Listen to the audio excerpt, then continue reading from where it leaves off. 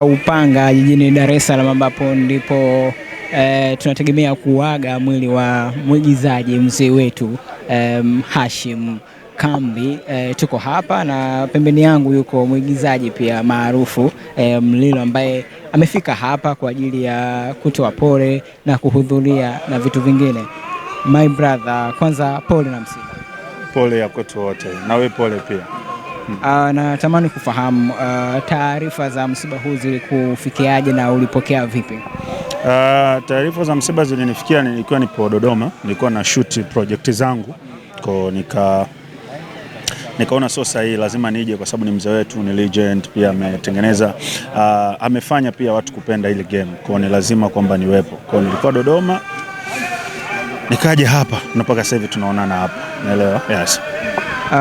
Wewe ulimfahamu vipi mzee Hashim? Niwe mkweli, nimemfahamu kama mwigizaji, lakini pia sikupata bahati ya kuwa naye karibu zaidi.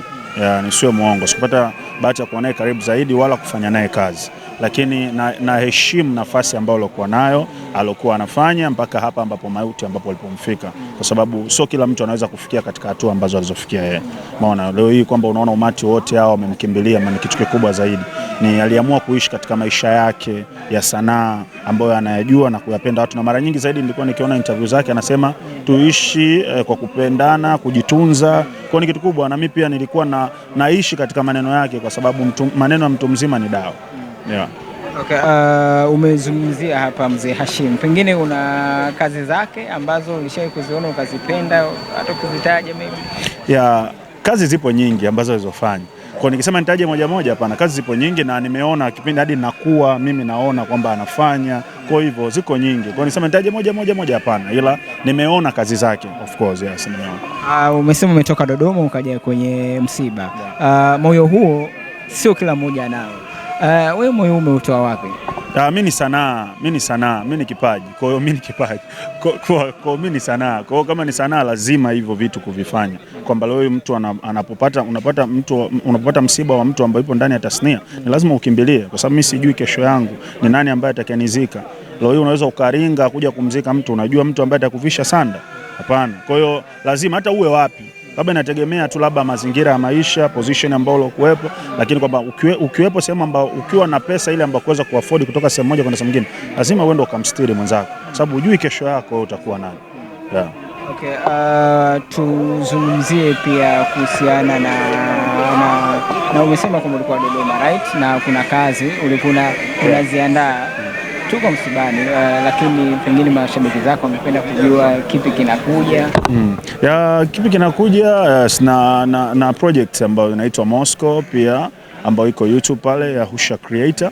Husha Creator ndo kampuni yetu, naelewa vizuri, lakini pia na project zingine ambazo sasa hivi nafanya project za movie, pia kujaribu pia kuwapa nafasi wasanii wachanga pia ambao pia na wenyewe wanatamani kuonyesha kama mimi ambavyo nilivyopewa nafasi na watu, kama mimi nionyeshe talent yangu. Kwa na mimi najaribu pia, na hata ukiangalia kwenye kazi ambayo iko YouTube inaitwa Moscow, waigizaji wengi ni wachanga ambao hamna mtu ambaye anawajua. Kwa na mimi pia nimejaribu kutoa nafasi kwa watu. Kwa ziko project nyingi ambazo watu wataziona na watakuwa ni wasanii ambao wa kawaida lakini wanafanya vizuri, na naamini kwamba watawapenda kama jinsi ambavyo na sisi pia tunapopewa nafasi kupendwa na watu. Yeah. Okay, tukirudi sasa kwenye masuala haya ya msiba, tasnia ya filamu naweza kusema kwamba ndani ya miaka miwili hii au mitatu kumekuwa na watu kuondoka au vifo. Natamani kufahamu hili kuna kitu linakufundisha pengine? Yeah. Kinanifundisha kitu kikubwa zaidi. Cha kwanza inanifundisha kuto kumdharau yoyote yule, lakini pia inanifundisha kwamba Mungu yupo.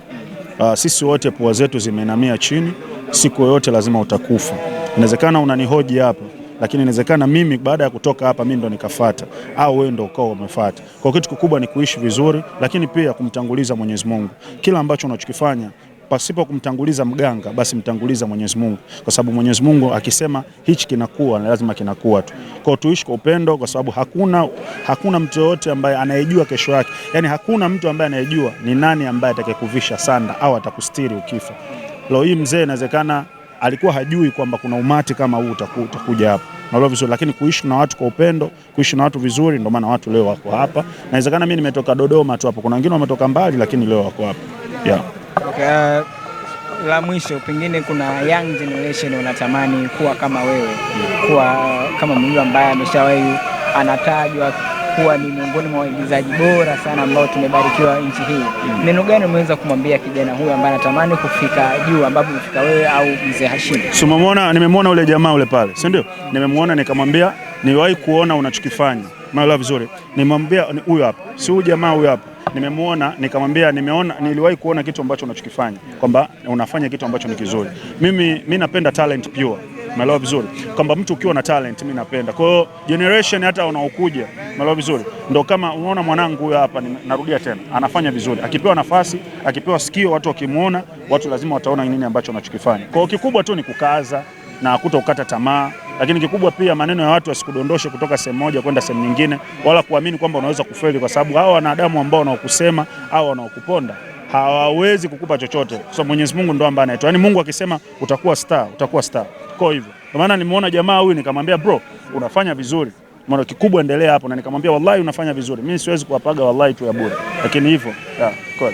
Sisi tukushukuru sana. Poa, haina noma bro. Mwanangu sana, unafanya vizuri.